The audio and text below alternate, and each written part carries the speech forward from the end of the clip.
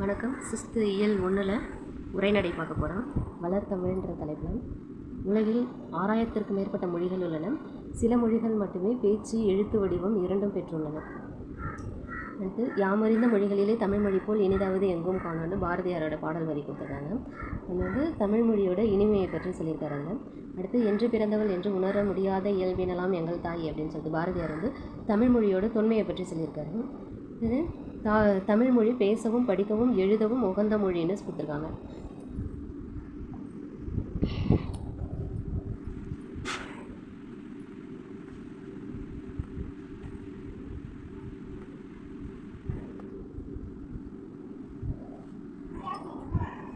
இல்லை மென்டல்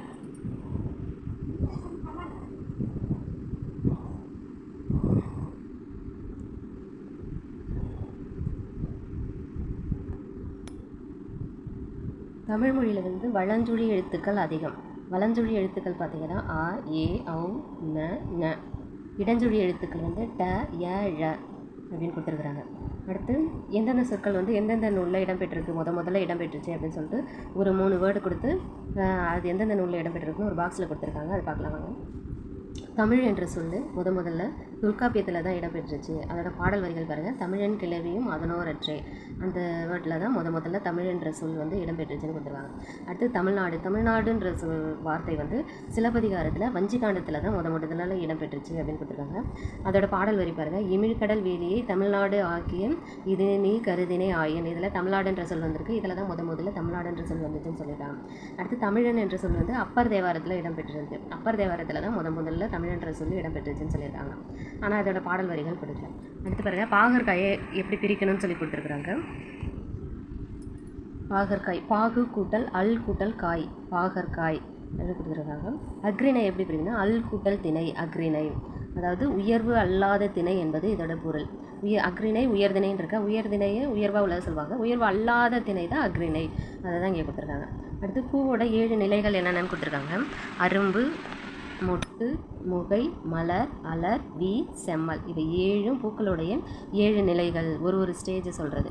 அடுத்து பாருங்கள். மா என்ற ஒரு சொல்லுக்கு பல பொருட்கள் உண்டு. அதாவது ஒரு சொல்லுக்கு பல பொருட்கள் உண்டுன்றதுக்கு உதாரணம் மான்ற வேர்டு கொடுத்துருக்காங்க. என்னென்னலாம் பாருங்கள். மரம், விலங்கு, பெரிய, திருமகள், அழகு, அறிவு, அழைத்தல், துகள், மேன்மை, வயல், வண்டு போன்றவை பல பொருள் தருவன. மான்ற சொல்லுக்கு இத்தனை பொருள் இருக்குது அப்படின்னு சொல்லி கொடுத்துருக்குறாங்க.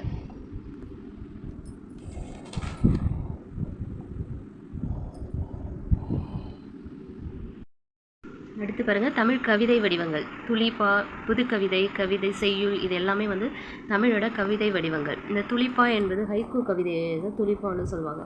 அடுத்து பாருங்கள். உரைநடை வடிவங்கள். கட்டுரையும் ஒரு உரைநடை வடிவம், புதின ஒரு உரைநடை வடிவம், சிறுகதை இவை எல்லாமே உரைநடை வடிவத்துக்கு ஒரு எடுத்துக்காட்டாக கொடுத்துருக்குறாங்க. அடுத்தது தற்போது அறிவியல் தமிழ் கணினி தமிழ் என்று மேலும் வளர்ந்து வருகிறது அப்படின்னு சொல்லிட்டு ஒரு லைன் கொடுத்துருக்காங்க. அடுத்து பாருங்கள். தாவரங்களோட இலை பெயர்களை கொடுத்துருக்குறாங்க. என்னென்ன இலைகள்னால் அதுக்கு எப்படி அப்படின்னு சொல்லிட்டு கொடுத்துருக்காங்க. மா, பலா, வாழை, ஆள், அரசு இதோட இலைகள் எல்லாமே இலைகள் தான் சொல்லுவோம். அகத்தி, பசலை, முருங்கை இவற்றோட இலைகள்லாம் கீரைன்னு சொல்லுவோம். அப்புறம் பாருங்க. அருகு, கோரை, அருகம்புல், கோரைப்புல் சொல்லுவோமா. அது அருகு, கோரையெல்லாம் புல் வகையை சேர்ந்தது. நெல், வரகு, தாழ் வகையை சேர்ந்தது. மல்லி இலையை தழைன்னு சொல்லுவோம். மல்லி தழை அப்படின்னு சொல்லுவோமா. அதான் சப்பாத்திக்கு கள்ளி, தாழை இதெல்லாம் மடல். கரும்பு, நாணல் இவை தோகைன்னு சொல்லுவோம் அதோட இலைகளை. பனை, தென்னை இதெல்லாம் ஓலைன்னு சொல்லுவோம். கமுகுக்கு கூந்தல்னு சொல்லுவோம். ஃபஸ்ட்டு இல்லை இவ்வளோ தான் மெசேஜ் இருக்குது. அடுத்து இதுலேயே ஒரு பாக்ஸ் கொடுத்துருக்காங்க. அது தனி வீடியோவை பார்க்கலாம். நன்றி.